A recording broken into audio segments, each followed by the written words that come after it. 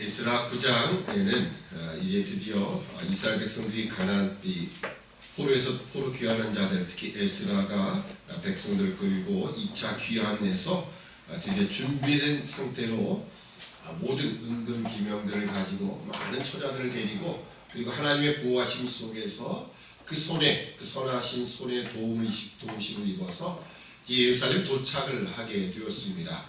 우리 이미 확인해 봤지만 에스라는 말씀 여호와 율법에 익숙한 학사였다, 제사장이었고요. 그러니까 준비된 자였다라는 것을 우리가 알 수 있습니다. 그가 떠나기 전에 무엇부터 했다고 했죠? 아와 강가에서 백성들을 모아놓고 금식하며 하나님의 선한 도우심을 바라보며 기도했습니다. 왕이 얼마든지 말을 내어주고 그리고 군사를 내어줘서 호위하도록 안전하게 지켜주도록 할 수 있는 그런 상황에서도 사람을 의지하지 않고 세상을 의지하지 않고 하나님의 손을 의지하여 가겠다라고 했던 그런 자가 바로 에스라였고, 그 당시에 같이 귀환했던 백성들이었습니다. 자, 이제 9장에 가서 보면 이제 2일 후에라는 것은 그들이 이제 예루살렘에 도착을 하게 된 후입니다. 근데 보니까는 백성들이 내게 나와 가로되 이스라엘 백성과 제사장들과 레위 사람들이 이 땅 백성과 떠나지 아니하고 가나안 사람과 헷 사람과 브리스 사람과 여부스 사람과 암몬 사람과 모압 사람과 애굽 사람과 아모리 사람의 가증한 일을 행하였다라고 하는 그런 보고가 들어오게 됩니다. 먼저 이제 방백들이 이렇게 나와서 에스라에게 이야기하는 것은 아마도 에스라가 제사장이기도 하고요, 율법을 많이 연구하고 스스로 지키는 사람이었기 때문에 아마 그 소문 때문에 에스라에게 하나님의 법대로 어떻게 해야 되겠는가라는 것을 묻기 위하여 에스라에게 와서 이렇게 이야기하는 겁니다. 그 이야기는 지금 이 땅에 있는 백성들, 그러니까 이미 1차 포로 귀환 자들이죠. 1차 포로 귀환으로부터 지금 2차까지는 연대도만 한 538년에서 지금 476년 됐으니까 457년, 거의 한 80년 정도가 흐른 세월입니다. 그동안 이미 가나안 땅에 와서 정착해 살고, 그리고 그 땅에서 벌써 한 대가 두 대가 지나가는 그런 상황이겠죠. 그런 상황에서 그들에게 문제가 생겼는데, 그것은 바로 그 이방 여인들과 여기 있는 아몰 사람, 헷 사람, 브리 사람, 여부스 사람, 또 암몬과 모압, 여러 가지 이방 민족들과 결혼한 사람들이 생겼는데요. 그 결혼한 사람들 중에 특히 여기 모든 백성들 가운데 으뜸에는 방백들과 두목들이 이 죄에 으뜸이 되었다라고 이야기를 합니다. 자, 2절을 보면 그들의 딸을 취하여 아내와 며느리를 삼아 거룩한 자손으로 이방 족속과 서로 섞이게 하는데 방백들과 두목들이 이 죄에 더욱 으뜸이 되었다 하는지라. 자, 지금 이방 백성과 결혼하는 문제, 이 문제에 있어서 오히려 백성의 두목, 방백되는 두목되는 자들, 1절에 보면 여기 보면 제사장과 레위 사람들이라 이렇게 표현하고 있습니다. 다시 한번 1절을 보면 이일 후에 방백들 내게 나와 가로되 이스라엘 백성과 제사장들과 레위 사람들이 이 땅 백성과 떠나지 아니하고, 여기 이 땅 백성과 떠나지 아니했다, 이 떠나다라는 말은요 구별시키다 그런 뜻입니다.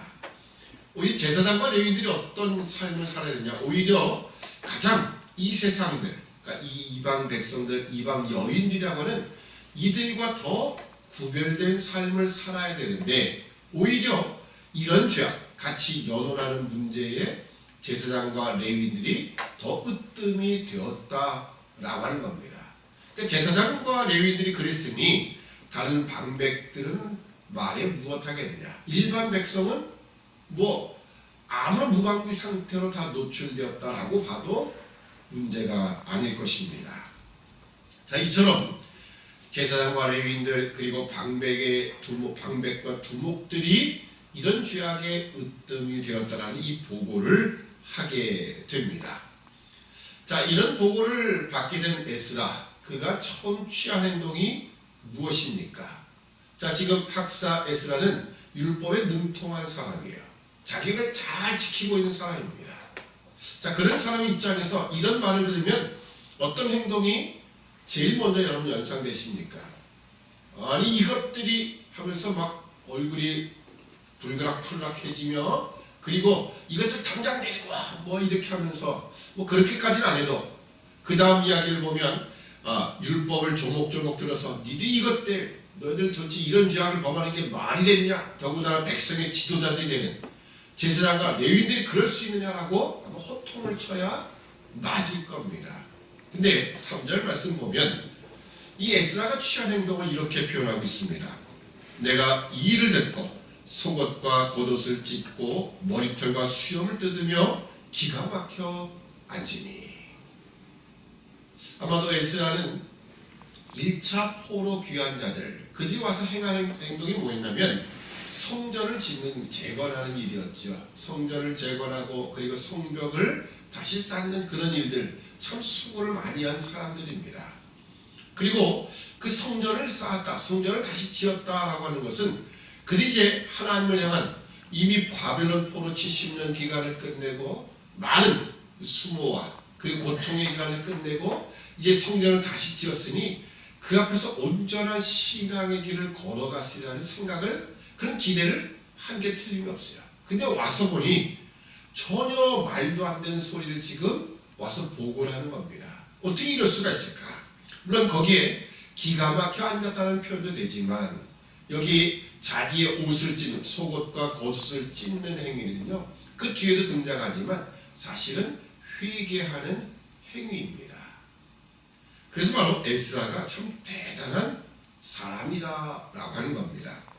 우리는 에스라, 느헤미야 이 두 사람 다 보면 상당한 지도자들의 자들임에 틀림이 없습니다. 근데 조금 성격은 달라요. 느헤미야는 어쩌면 불굴의 의지를 가지고 앞에 난관이 있어도 그냥 그것을 뚫고 나가는 그런 정신력과 자신감, 그리고 그런 지도력을 가지고 가는 사람, 그런 의미가 좀 많이 있고요. 에스라는요, 그 모든 죄악과 그 모든 백성의 아픔을 함께 지고 가는 사람, 그런 의미가 훨씬 더 많습니다. 똑같은 지도자임에도 불구하고 그런 차이가 분명히 있어요. 자, 그래서 이 자신의 속옷과 겉옷을 찢고 머리털과 수염을 뜯는 이런 회개의 행위를 먼저 하고 있더라는 거예요. 참 우리에게 시사하는 바가 큽니다. 특히 말씀을 잘 듣고 지키고, 그래서 나는 그래도 어느 정도 하나님 말씀 안에 있다라고 하는 사람들이 다른 사람들의 죄악의 모습을 바라볼 때 어떤 모습으로 바라봐야겠는가라는 그런 이야기를 오늘 에스라를 통해서 보여주는 겁니다. 자, 그러면서 이제 4절과 5절을 보면 이에 이스라엘 하나님의 말씀을 인하여 떠는 자가 이 사로잡혔던 자의 죄를 인하여 다 내게로 모여오더라. 그래서 함께 이 하나님의 말씀을 기억하며 이 죄악을 떠올리는 모든 사람, 그 하나님께 두렵고 떠는 모든 자들이 함께 나와서 지금 있는 겁니다. 그래서 내가 저녁 제사 드릴 때까지 기가 막혀 앉았더니 저녁 제사를 드릴 때 내가 근심 중에 일어나서 속옷과 겉옷을 찢은 대로 무릎을 꿇고 나의 하나님 여호와를 향하여 손을 들고 말하기를. 이제부터 이제 에스라가 모든 이 함께 모인 자들에게 하는 하나님께 드리는 기도의 내용, 뭐 회개의 기도 내용이겠죠. 그 기도의 내용이 오늘 이제 6절 이하에 등장합니다. 자, 6절을 보면 나의 하나님이여 내가 부끄러워 낯이 뜨듯하여 감히 나의 하나님을 향하여 얼굴을 들지 못하오니 이는 우리 죄악이 많아 정수리에 넘치고 우리 허물이 커서 하늘에 미침이니라. 아멘. 이 말씀이 이제 제가 장로의 장신대 신학대학원 시험을 칠 때 암송해야 되는 구절 중에 하나였습니다. 구약에서 100개, 신약에서 100개, 200개를 외워야 돼요. 그 중에서 그러면 10문제가 이렇게 나옵니다. 몇 장 몇 절을 써라, 뭐 이런 겁니다. 그러면 그걸 써야 돼요. 200개 가운데 10개가 이제 나오는 겁니다. 그 중에 한 구절이 이제 이 본문, 이 6절의 말씀인데요. 일단 기억이 납니다. 얼마나 그때 달달달 외웠는지 일단 지금도 기억이 납니다. 이 말씀을 보면 지금 나의 하나님이여 내가 부끄러워 낯이 뜨뜻하여 감히 나의 하나님을 향하여 얼굴을 들지 못하오니.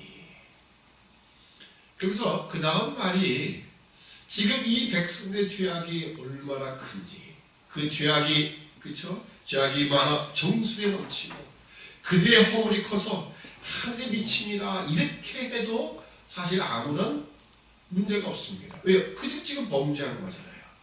그런데 지금 에스라는 뭐라고 하냐면 우리의 죄악, 우리의 허물, 이렇게 표현합니다. 우리의 죄악이 많아 정수에 넘치고 우리의 허물이 커서 하늘에 미친다, 이렇게 고백을 하는 겁니다. 지금 에스라는 자신이 율법을 잘 연구하고 그 율법의 말씀대로 순종하여 잘 지키는 사람, 그 백성들을 이끌고 2차 포로 귀환을 하는데 그 귀환하기 앞서서 함께 금식하며 기도하고 하나님께 전적으로 의지했던 그런 모습을 바라보면, 야, 적어도 이 사람은 율법과 하나님을 사랑함과 그 모든 것을 아주 정말 우리 이상되는 사람이라는 것을 알 수 있죠. 그런데 이런 죄악을 볼 때 그가 고백했던 것은 우리의 생각과 우리의 상상을 뛰어넘습니다. 충분히, 야, 너 이거 어떻게 이럴 수가 있느냐, 뭐 화난 목소리 그런 거 아니더라도 얼마든지 그들의 죄악을 이야기를 하고 그들의 죄악을 위해서 기도할 수 있는데 이것을 우리의 죄악이라고 하는 거예요. 오늘날 우리가 이것을 우리 이야기를 한번 돌이켜 본다면, 자, 우리 성도들 가운데 누가 범죄했다고 생각합시다. 그 범죄가 하나님 앞에서 정말 큰 범죄예요. 근데 목사가 가서 이제 같이 신방을 좀 기도합니다. 그러면 이제 하나님 아버지, 지금 이 누구 집사님이 지금 큰 죄를 범했으면 하나님 어떡합니까? 이렇게 돼야 맞는데 뭐라면 우리가 친히 큰 죄를 범하였습니다. 자신도 같이 포함해서 기도를 하고 있는 거예요. 대단하죠? 이것이 바로 에스라가 가지는 하나님 말씀에 능통했다, 하나님 말씀을 그 안에 가지고 있다라는, 그러니까 능통이라는 것이 단순히 머리로 알고 있다는 개념이 아닙니다. 하나님 앞에 이 말씀의 율법에 익숙하고 능통하다는 것은요, 그것을 잘 연구하고 그리고 그 말씀을 잘 기억할 뿐만 아니라 그 말씀이 내 안에서 실천이 되도록 잘 준행하여 지키는 사람이라는 거예요. 그렇다면요, 그렇게 지키는 사람은 오히려 함께 우리의 죄악을 바라볼 수 있는 사람이 되는 겁니다. 저 사람의 허물도 바로 내 허물이다라고 하는 그런 개념을 가지고 있어야 돼요. 오늘날로 보면 정말 그 우연인지 다행인지 뭐 어떤 일인지 하나님의 은혜인지는 이 검단지에도 이 코로나19 확진자가 안 나와서 참 너무 감사해요. 왜냐하면 그러면 얼마나 많은 이 지역 사람들이 위축이 되었을까라는 생각을 해보면 정말 감사한 일입니다. 근데 어떤 목사님이 이런 이야기를 했어요. 우리 검단 지역이 이렇게 코로나19 확진자가 하나도 없는 것은, 검단은 항상 목요일날 기도회를 목회자들이 한다고 그랬지 않습니까? 이 기도회가 있어서 그렇다, 뭐 이제 그런 얘기를 했더니 어떤 분이 그랬어요. 그건 딴 데는 기도하지 않느냐. 그렇죠, 맞습니다. 뭐 딴 데도 기도하는 지역이 있고 다 있어. 그래도 거기에 나오는 사람이 있는 거예요. 근데 그거는 전혀 별개의 문제이겠지요. 그러니까 꼭 저 사람들이 걸리는 것은 거기에 뭐 불신자면 더 그렇게 생각할 거고요. 우리가 지금 옛날 신천지에서 그렇게 한 것처럼 거기에 뭐 혹시라도 기독교인이 확진자가 되었다 하더라도 야, 그 기도하지 않아서 그래, 이것은 맞지 않는다는 겁니다. 오히려 우리는 이런 모습을 바라볼 때마다 이것이 바로 우리의 죄악이다라는 것을 고백할 수 있어야 됩니다. 실로암 망대가 무너져서 죽은 사람들이 단순히 그들 죄악 때문인 줄 아느냐? 그렇지 않다라는 거예요. 사실 우리도 회개 찾으면 다 그와 같이 망한다라는 겁니다. 오히려 그들을 통해서 하나님 우리에게 회개할 기회를 허락하신다라고 하는 겁니다. 오늘 우리가 늘 그런 부분을 기억해야 돼요. 우리의 죄악이다. 어떤 누가 어떤 죄악의 모습을 가지든 또는 그들이 그것을 인하여 징벌을 당하든 그것을 하나님이 오늘 우리에게 보여주시며 깨닫게 하시며 우리의 죄악임을 고백토록 하시는 거예요. 바로 에스라가 그것을 보여주는 겁니다. 자, 7절 이하에 보면 우리의 열조 때로부터 오늘까지 우리 죄가 심하매 우리의 죄악으로 인하여 우리와 우리 왕들과 우리 제상들을 열방 왕들의 손에 붙이사 칼에 죽으며 사로잡히며 노략을 당하며 얼굴을 부끄럽게 하심이 오늘날 같으니라. 이미 자신의 죄악 때문에 멸망을 당한 사실 조상들이겠죠. 조상들 그 죄악으로 인하여 모든 백성들 제사장들까지도 다 사로잡히고 지금 이때까지 왔다라는 이야기를 합니다. 자, 근데 8절에 보면 이제 우리 하나님 여호와께서 우리에게 잠깐 은혜를 베푸사 얼마를 남겨도 피하게 하신 우리를 그 거룩한 촛에 박힌 목과 같게 하시고 우리 눈을 밝히사 우리로 종로를 타는 중에서 조금 소송하게 하셨나이다. 아멘. 우리 하나님 여호와께서 우리에게 잠깐 은혜를 베푸사, 이 잠깐 은혜를 베푸사라는 말을 시간적인 의미로 해석을 해도 맞습니다. 시간적으로 하는 것은 잠깐이라는 것은 이 포로 기간을 말하는 겁니다. 그 포로 기간, 특히 물론 바벨론 포로 70년 기간도 되겠고요. 오늘 에스라 입장에서는 1차 포로 귀환 이후에 또 80년이 지났죠. 2차 포로 귀환까지 이때도 잠깐이 될 수 있어요. 시간적인 의미로 그럴 수 있습니다. 그렇지만 이게 잠깐이라는 것은 그 뒤에 보면 남겨두신 그런 표현과 같이 이렇게 연결시켜 보면 그 잠깐이라는 것은 하나님 그래도 그 진노 중에 모두를 다 멸망시키셔도 사실 그 누구도 할 말이 없습니다. 그게 하나님의 공의죠. 그렇지만 그 가운데서 하나님은 은혜와 긍휼을 우리에게 베푸셨어. 그렇죠. 그래도 조금 하나님의 은혜를 베푸셨기에 오늘 우리가 이 자리에 있는 것 아니겠는가. 그런 의미에서 잠깐이라는 의미도 됩니다. 그러니까 잠깐 조금 은혜를 베푸사 이렇게 해도 무리는 없을 것 같습니다. 그래서 얼마를 남겨두어 피하게 하신 우리를 그 거룩한 촛에 박힌 목과 같게 하시고, 자, 여기 그 거룩한 처소라고 하는 것은 이제 가나안 땅, 특히 예루살렘 그 성전 있는 곳을 가리킵니다. 자, 그 거룩한 촛에 박힌 목과 같게 하시고, 이것은 원래 그 문자적인 의미로 말하면요, 그 천막의 말뚝을 받게 하셨다. 천막의 말뚝을 주셨다라는 그런 의미입니다. 근데 이것은 이제 유목민들을 좀 생각을 해야 우리가 이 말씀의 의미가 이해가 됩니다. 유목민들은 물론 유목민들에게 양들을 따라서 자기 목축하는 짐승을 따라서 이것저것 계속 옮겨다니며 천막을 뜯었다가 다시 고정을 시켜야 돼요. 천막을 고정시켜서 말뚝을 박아서 천막을 갖다 줄을 당겨서 이제 고정을 시키겠죠. 근데 여러분 아무 곳에나 가서 이렇게 천막을 이렇게 칠 수는 없습니다. 말뚝을 박을 수가 없어요. 이것이 내가 천막을 쳐도 말뚝을 박아도 되는 땅이냐 그런 거죠. 남의 땅에 가서 함부로 칠 수는 없겠죠. 그냥 너는 딱 그냥 아무 누구 소인지 모르는 곳에 가서 충분히 그게 가능하지만 그렇지 않은 곳에 남의 땅에 함부로 들어가서 할 수는 없는 거겠죠. 그러니까 여기 그 거룩한 촛에 박힌 못과 같게 하시고라는 것은 유목민들이 합법적으로 전혀 법에 저촉되지 않는 자신이 가서 천막을 치고 말뚝을 박아도 아무런 법적인 하자가 없는 곳에 이제 천막을 치는 행위 그거 같은 겁니다. 지금 예루살렘에 그들이 올라오고 그 성전을 짓고 그곳에 자신들이 살 수 있는 것은요 이미 바사왕 고레스 때로부터 그리고 아닥사스다 왕도 지금 다 허락을 해서 오는 거예요.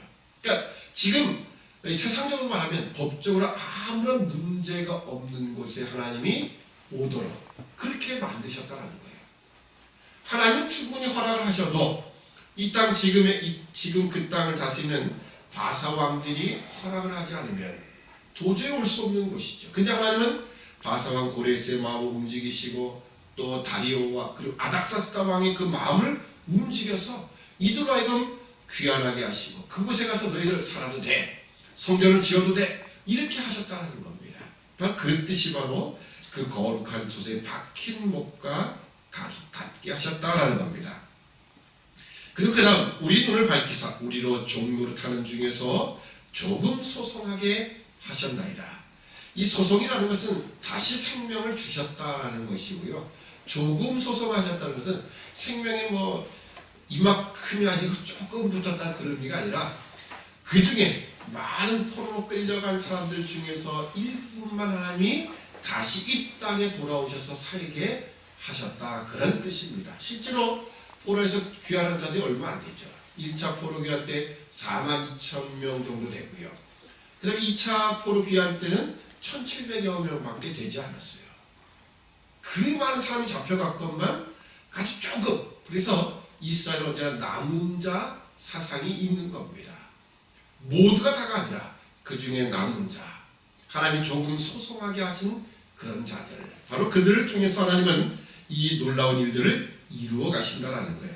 자, 그 다음에 내용들은 너무 길게 되니까 제가 간략하게 말씀을 드리면, 자, 그렇게 하나님의 은혜로 그 모든 땅, 과거 이 가나안 애굽 땅에서 꺼내셔서 가나안 땅에 이르게 하셨을 때 그들이 가장 먼저 저질렀던 죄악이 뭐냐면 그 땅 백성과 동화되는 거였어요.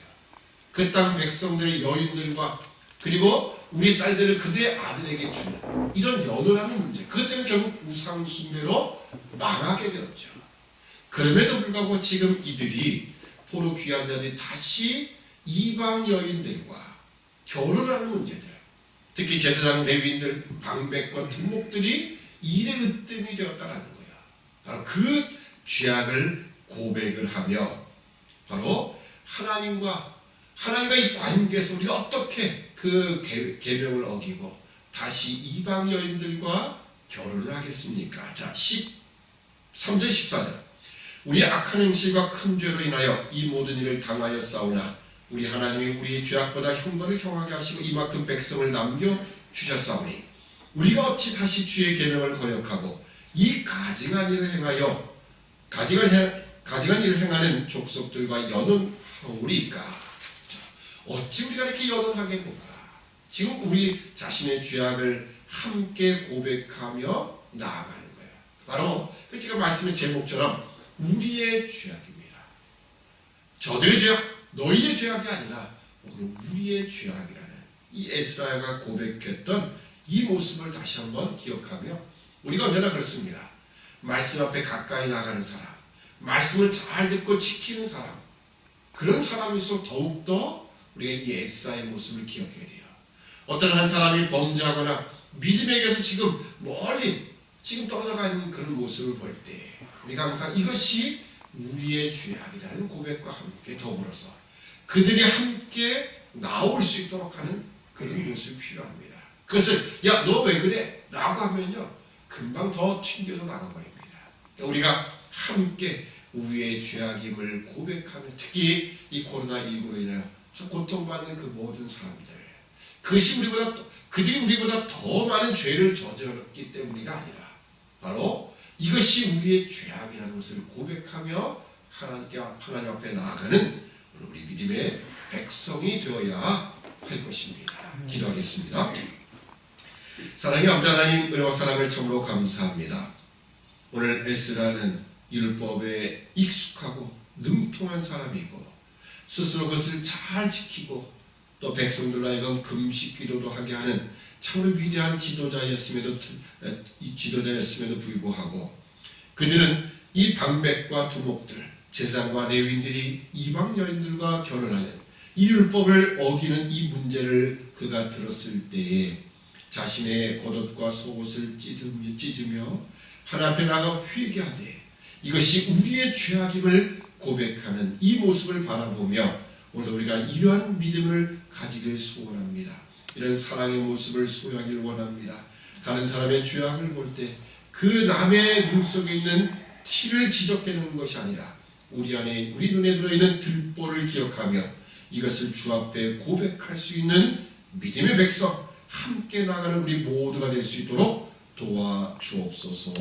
감사하오며 예수님의 이름으로 기도드립니다. 아멘.